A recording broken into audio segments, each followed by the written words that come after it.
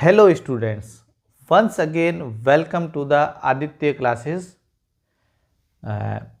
In this video we are going to discuss about group cohesiveness.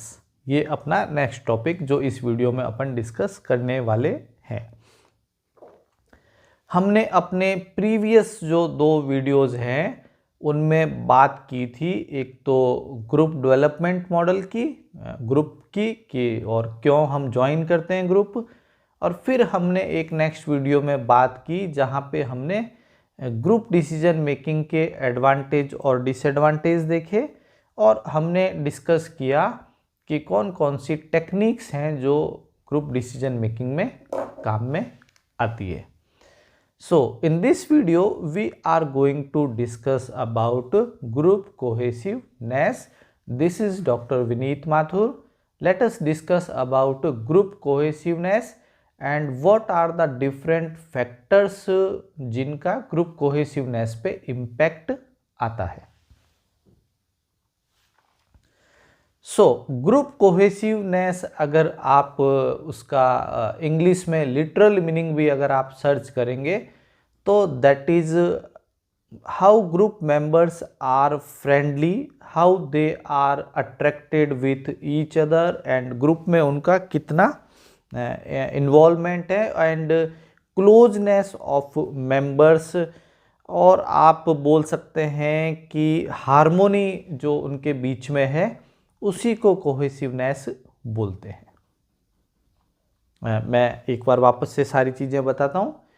Group cohesiveness का मतलब है कि जो ग्रुप के मेंबर्स हैं उनके बीच में जो बॉन्ड है, जो अट्रैक्शन है, जो फ्रेंडशिप है, जो हार्मोनी है, वो कितनी स्ट्रॉन्ग है और वो एक दूसरे से कितना अटैच्ड है।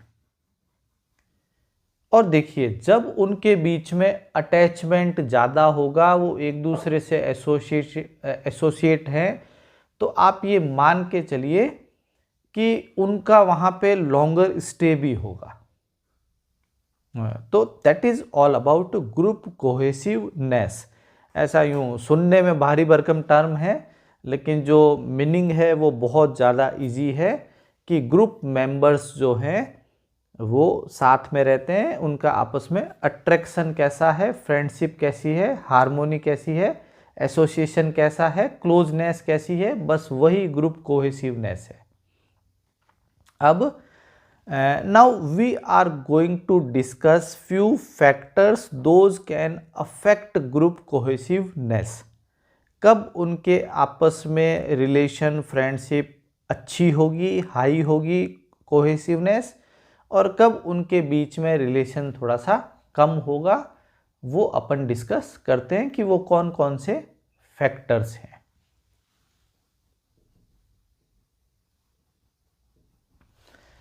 Factors affecting group cohesiveness. तो एज यू कैन से सी, जो फर्स्ट फैक्टर आ रहा है वो है साइज। तो साइज में ऐसा है कि if group size is large, then cohesiveness will be low. जितना बड़ा ग्रुप होगा उतना बड़ा उनके बीच में आप मान लीजिए कि हार्मोनी थोड़ी सी उतनी कम होगी। जितना बड़े साइज का ग्रुप होगा उतनी उनके बीच में हार्मोनी कम होगी, और जितना छोटे साइज का ग्रुप होगा उनके बीच में हार्मोनी थोड़ी सी ज़्यादा होगी। अपन ने जब ग्रुप स्टार्ट किया था तो एक एग्जाम्पल लिया था कि साइंस और कॉमर्स और arts department of any college जो है उसको अपन एक ग्रुप बोलेंगे, एंड जो कंप्लीट कॉलेज का स्टाफ है वो भी एक ग्रुप है।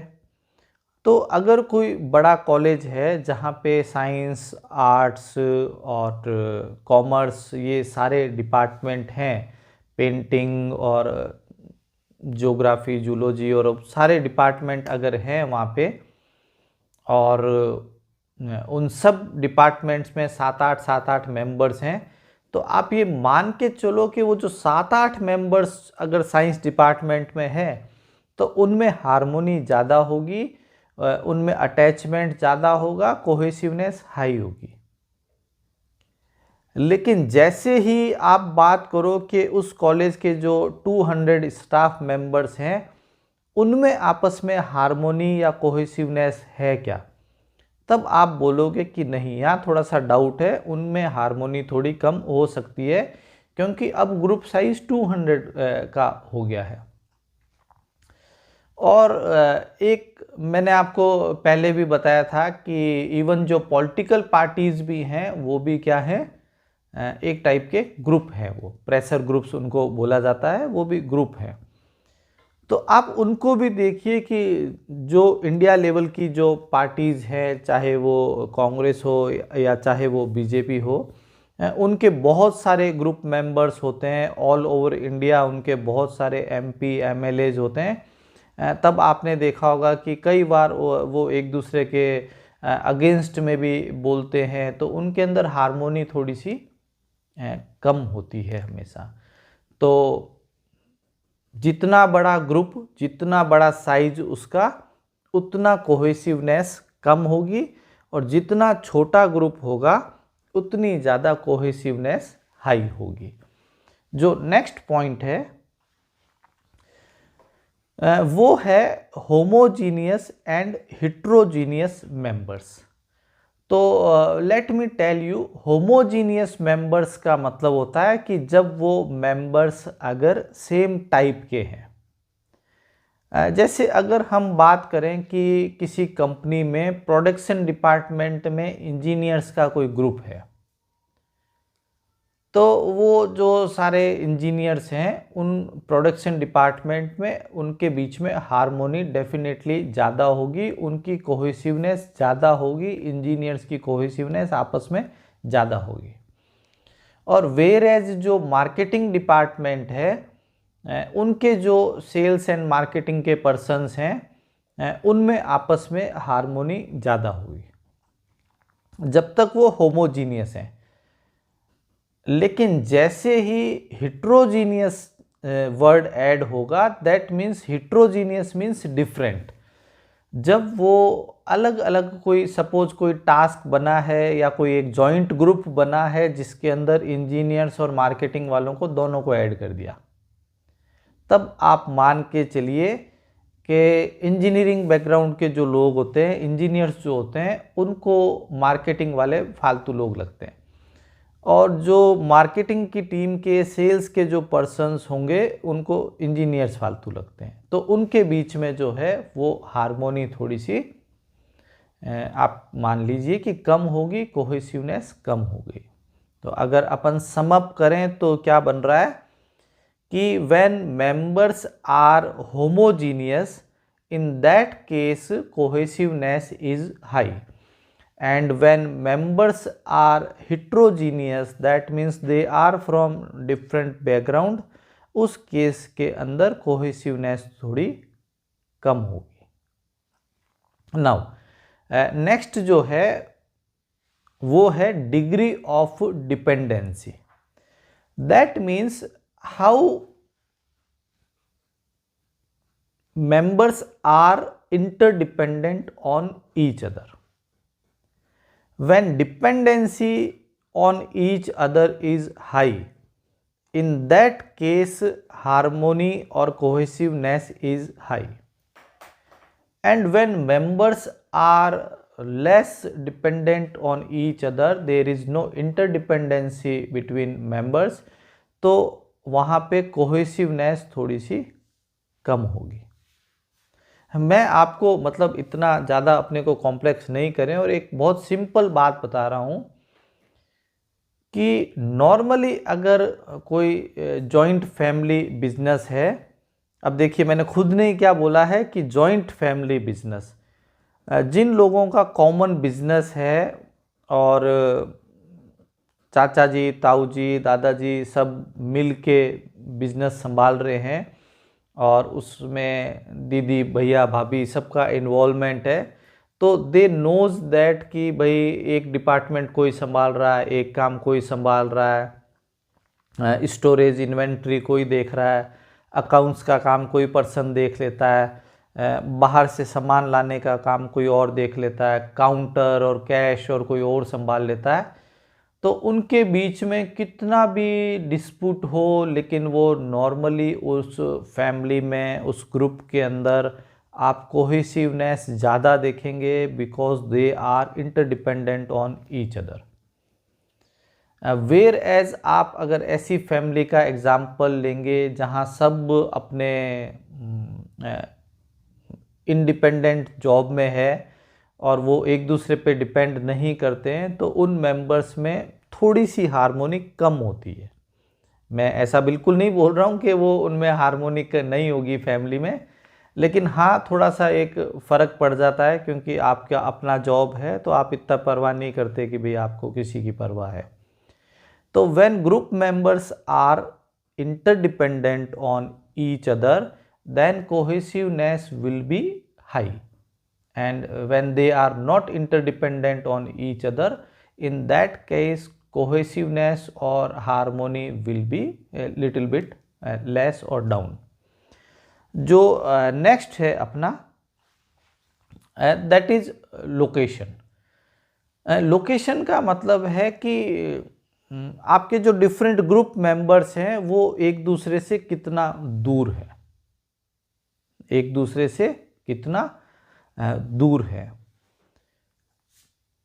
आप ये ऑलवेज मान लीजिए कि हमारे जो कजन्स हमारी सिटी में रहते हैं, जो हमारे फैमिली मेंबर कजन्स हैं जो हमारी सिटी में रहते हैं या आसपास की किसी में सिटी में रहते हैं जिनसे रेगुलर बेसिस पे मिलना हो जाता है, उन कजन्स भाई बहनों में, रिश्तेदारों में थोड़ी सी कोहेसिवनेस, हार्मोनी ज़्यादा होती है। लेकिन ऐसा है जैसे आई एम फ्रॉम राजस्थान और मेरे अगर कोई एक दो रिलेटिव या कजन्स जो हैं वो साउथ इंडिया में या ईस्ट इंडिया में सेटल्ड हैं या फिर आउट ऑफ इंडिया सेटल्ड हैं, उनसे बहुत रेयरली 3-4 सालों में एक बार मिलना होता है, तो वहाँ पे उस केस में हार्मोनी और क्लोजनेस थोड़ी सी कम होती है। हम यहाँ पे कम या ज़्यादा की बात कर रहे हैं, हम इसकी बात नहीं कर रहे हैं कि हार्मोनी है या नहीं है। तो सेम चीज़ है जो मैंने आपको पॉलिटिकल पार्टीज़ का भी एग्जाम्पल दिया था कि उनके जो ग्रुप मेंबर्स होते हैं वो हिट्रोजीनियस भी होते हैं एंड उनकी लोकेशन भी फार होती है।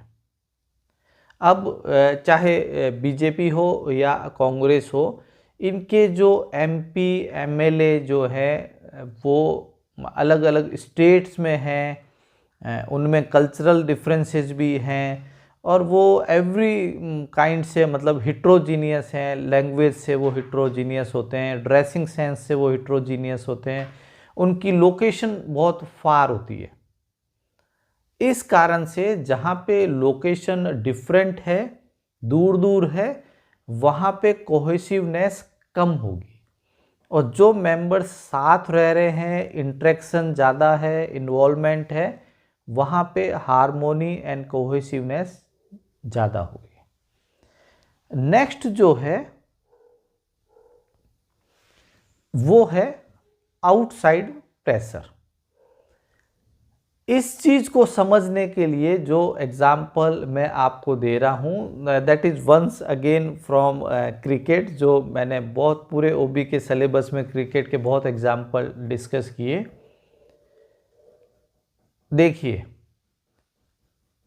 आप अगर टीम इंडिया के लिए कोई सा भी गेम खेल रहे हैं और आप किसी इम्पोर्टेंट मैच में जब आप उतरते हैं, उस समय ग्रुप मेंबर्स के बीच में क्या चल रहा है उसका कोई लेना देना नहीं होता। 2 पॉइंट है, अगर आप लास्ट पॉइंट भी देखें अगर that is inter and intra group conflict, इन दोनों पॉइंट को अपन साथ में डिस्कस करते हैं। When you are playing for India, वहाँ पे उस समय आपके ऊपर एक्सटर्नल प्रेशर इतना ज़्यादा होता है कि आपको परफॉर्म करना है और आपकी राइवलरी जो है वो सामने वाली कंट्री की टीम से है, तो उस केस के अंदर आप अपना इंट्रा ग्रुप जो कॉन्फ्लिक्ट है, अंदर आपके जो कॉन्फ्लिक्ट है, उसको आप इग्नोर करते हो या उसको कम करते हो,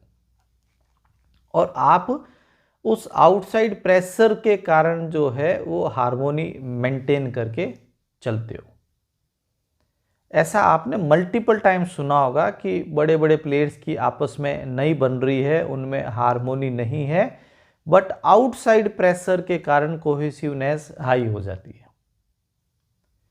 एक फैमिली का एग्जाम्पल भी मैं बहुत बार क्लासेस में देता हूँ कि बहुत बार ऐसा होता है कि जो अपने फैमिली मेंबर्स हैं उनके बीच में थोड़ी सी कोहेसिवनेस कम है, हार्मोनी कम है, अटैचमेंट कम है, लेकिन अगर बाहर से कोई गेस्ट आ रहे होते हैं, रिश्तेदार आ रहे होते हैं, तो हम उनके प्रेशर के अंदर भी कई बार अपनी हार्मोनी को, कोहेसिवनेस को मेंटेन रखते हैं, हाई रखते हैं। तो दैट इज आउटसाइड प्रेशर। उसके बाद में जो है वो है ग्रुप स्टेटस। एक बार इनिशियल क्लासेस में भी मैंने जब ग्रुप स्टार्ट किया था तब आपको मैंने बोला था कि कुछ ऐसे ग्रुप होते हैं जिनका स्टेटस थोड़ा सा हाई होता है, और आप उनको ज्वाइन करने के बाद में मतलब सोसाइटी में आप थोड़ा सा वैल्यूड फील करते हैं और स्टेटस के कारण। तो जहाँ पे ग्रुप का अपना स्टेटस हाई होता है, जहाँ आपको लगता है कि साथ में रहने से, हार्मोनी मेंटेन करने से आपका स्टेटस मेंटेन रहेगा, वहाँ पे कोहेसिवनेस ज़्यादा होती है। और अगर ऐसा नहीं है कि वो ग्रुप स्टेटस वाला नहीं है और उसका कोई आपके स्टेटस से कोई कनेक्शन नहीं है, उस केसेस के अंदर आप मानो कि कोहेसिवनेस थोड़ी कम होने के चांस रहते हैं। The next one is that is success. ये आपने मल्टीपल टाइम सुना होगा कि जब सक्सेस मिल रही होती है उस समय अपन को सब कुछ सही नज़र आ रहा होता है। अगर आप कोई भी गेम का एग्जाम्पल लें, जो भी टीम गेम है, वहाँ पे अगर टीम कंटिन्यूसली जीत रही है, वहाँ पे अगर टीम कंटिन्यूसली जीत रही है और आप सक्सेस में घूम रहे हैं, तब आप मान के चलिए कि वहाँ टीम मेंबर्स में कोहेसिवनेस हाई होती है और वहाँ पे टीम मेंबर्स का अटैचमेंट आपस में हाई होता है। यहाँ मैं आपको दो एग्जाम्पल देता हूँ, बिल्कुल क्रिकेट और पॉलिटिक्स से रिलेटेड हैं और पब्लिक डोमेन में भी काफ़ी ऐसी चीज़ें आपको मिल जाएंगी। जैसे नंबर 1, चाहे जो पहले की टीम थी जिसके अंदर राहुल द्रविड़, सचिन तेंदुलकर, सौरभ गांगुली, वीवीएस लक्ष्मण, युवराज, कैफ, ये सब, सहवाग, ये सब साथ खेला करते थे, वो टीम जब तक कंटिन्यूसली विन कर रही थी, कभी भी ऐसा आपको नहीं देखने को मिला कि टीम मेंबर्स में आपस में कोई डिस्प्यूट हो। लेकिन जैसे ही एक फेलियर का सीरीज शुरू होती है कि आप कंटिन्यूस 2-3 सीरीज हार गए, वर्ल्ड कप में ठीक परफॉर्म नहीं किया, और आपको मीडिया में और जो इंटरनल सोर्सेज होते हैं उनसे बहुत सारी बातें ऐसी सुनने में आती है कि भाई टीम मेंबर्स के बीच में आपस में सब कुछ सही नहीं चल रहा है, ऐसे डिस्प्यूट्स मीडिया में आए हैं। अभी भी अगर आप एग्जाम्पल लें तो रोहित शर्मा है, विराट कोहली है और हार्दिक पांड्या, और जो भी अभी मल्टीपल कैप्टन्स चल रहे हैं अपनी टीम के अंदर, तो जैसे ही कभी series failure, world cup failure देखने को मिलते हैं और अचानक से आपको सुनने में आएगा कि कोहेसिवनेस नहीं है, टीम मेंबर्स में हार्मोनी नहीं है। Same case with political parties में भी आपको मिलेगा कि सपोज किसी एक पार्टी का कंटिन्यूसली सक्सेस चल रहा है, चाहे वो बीजेपी का सक्सेस चल रहा हो पिछले 10-15 सालों से, या फिर कांग्रेस का पिछले 50-60 सालों का सक्सेस चल रहा हो, उस समय आपको ग्रुप मेंबर, पार्टी मेंबर्स के बीच में कोहेसिवनेस हाई मिलेगी। लेकिन जैसे ही फेलियर स्टार्ट होती है और आप अचानक से कोहेसिवनेस, हार्मोनी, अटैचमेंट डाउन जाता है और आप ग्रुप से दूर जाने लगते हैं और आप ग्रुप मेंबर्स से दूर जाने लगते हैं इन केस ऑफ फेलियर। और एक ऑब्वियस सा पॉइंट है, दैट इज ग्रुप लीडरशिप। बहुत सारी फैमिलीज में आपने ये एक कॉमन वर्ड सुना होगा कि जब तक कोई दादाजी या दादी जी जब तक थे, जिंदा थे, तब तक वो पूरी फैमिली बंधी हुई थी, और एक सपोज उनमें से ग्रैंड पेरेंट की डेथ के बाद अपन बोलते हैं कि ये फैमिली बिखर गई और ये सब अलग अलग हो गए। तो यहाँ पे किसका रोल है? यहाँ पे वो जो ग्रैंड पेरेंट्स थे, दादाजी लीड कर रहे थे फैमिली को या दादी लीड कर रही थी, तो वही चीज़ है कि it all depends on your group leader. जो अच्छे सक्सेसफुल कैप्टन्स हुए हैं क्रिकेट टीम के अंदर, जो पॉलिटिकल लीडर्स सक्सेसफुल हुए हैं, उन्होंने हमेशा अपनी टीम को, अपनी पार्टी को बांध के रखा है, और उनका एक बहुत इम्पॉर्टेंट रोल होता है कि मेंबर्स में आपस में कोहेसिवनेस, हार्मोनी, फ्रेंडशिप, एसोसिएशन बनी रहे और वो जुड़े रहे। एंड देन जो अपन ने बात की थी कि इंट्रा ग्रुप और inter group conflict. Intra group conflict क्या है कि जब ग्रुप मेंबर्स आपस में लड़ रहे होते हैं, that is intra group conflict है। उनमें चाहे तो रोल, गोल, कोई सा भी कॉन्फ्लिक्ट है, अपन कॉन्फ्लिक्ट का चैप्टर डिस्कस करेंगे। तो अगर उनके बीच में आपस में हार्मोनी नहीं है ग्रुप मेंबर्स में, और वो आपस में ही कॉन्फ्लिक्ट है, तो उस केस के अंदर ग्रुप कोहेसिवनेस, हार्मोनी जो है वो कम होगी। वेयर एज जहां पे इंटर ग्रुप कॉन्फ्लिक्ट है, जहां पे इंटर ग्रुप कॉन्फ्लिक्ट है, उस केस के अंदर आप मान के चलिए कि आपको सामने वाली टीम को हराना है, आपको सामने वाली पॉलिटिकल पार्टी को हराना है।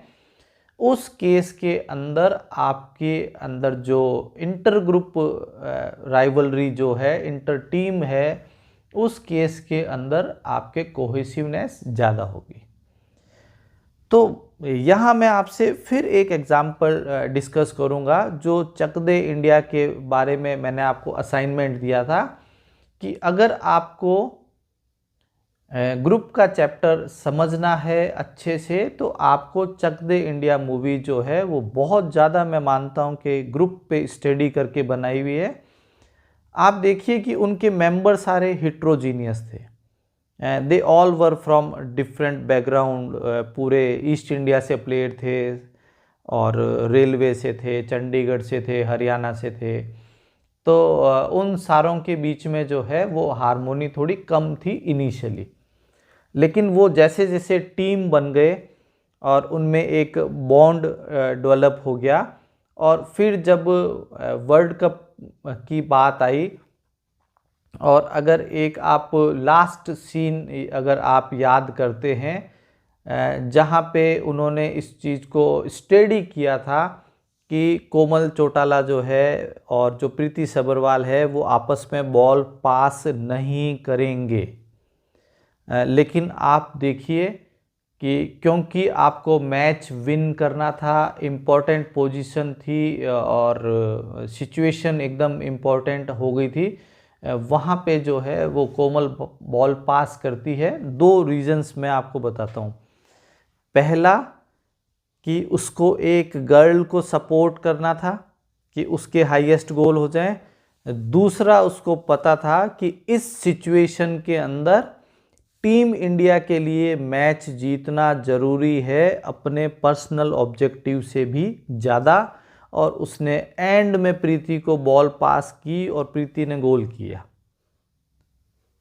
तो यहाँ क्या हुआ कि यहाँ पे इंट्रा ग्रुप कॉन्फ्लिक्ट नहीं रहा और जो अपना सामने वाली टीम से जो मैच था ऑस्ट्रेलियन टीम से, उस पे अपन भारी पड़े, क्योंकि वहाँ पे अपनी टीम राइवलरी जो है वो ज़्यादा इम्पोर्टेंट हो गई थी।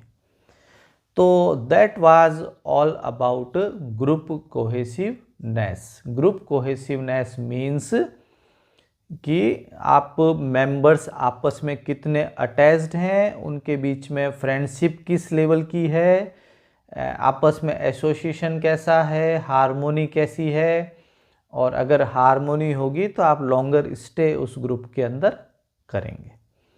अब इस वीडियो को एंड करने से पहले मैं आपको एक छोटा सा कंसेप्ट बताता हूँ, that is social loafing. Social loafing क्या होता है कि एक टेंडेंसी होती है कि when we are working in a group then we apply less effort. आपने कई बार ऐसा सुना होगा कि आपने कोई 2-3 लोगों ने मिलके काम किया और आप एंड में इस कंक्लूजन पे पहुंचते हो कि अरे यार, इससे अच्छा तो मैं अकेला ही कर लेता।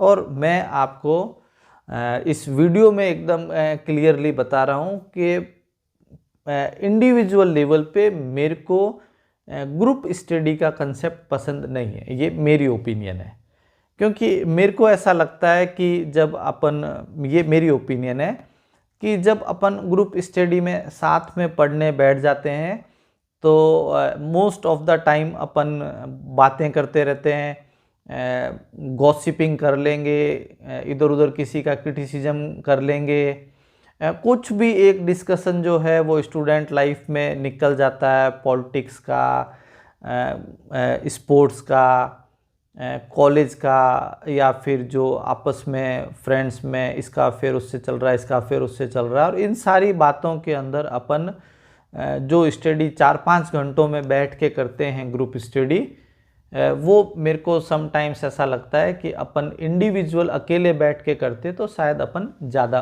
पढ़ लेते।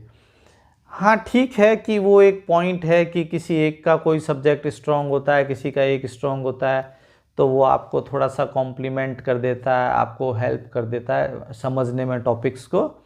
अदरवाइज मैं ग्रुप स्टडी के फेवर में नहीं हूँ। तो सोशल लॉफिंग में भी एग्जैक्टली सेम चीज़ है कि ये एक टेंडेंसी है कि जब आपको कोई कंबाइंड टास्क मिला 2 या 3 जनों को कि आप ये काम कर लीजिए, तो हम उस केस में हम क्या करते हैं कि हम थोड़ा सा लेस एफर्ट अप्लाई करते हैं समहाउ। दिस कंसेप्ट का इस कंसेप्ट का जो नाम है वो क्या है? This concept is known as social loafing. And that, इस वीडियो के लिए इतना ही, ठीक है। Thank you.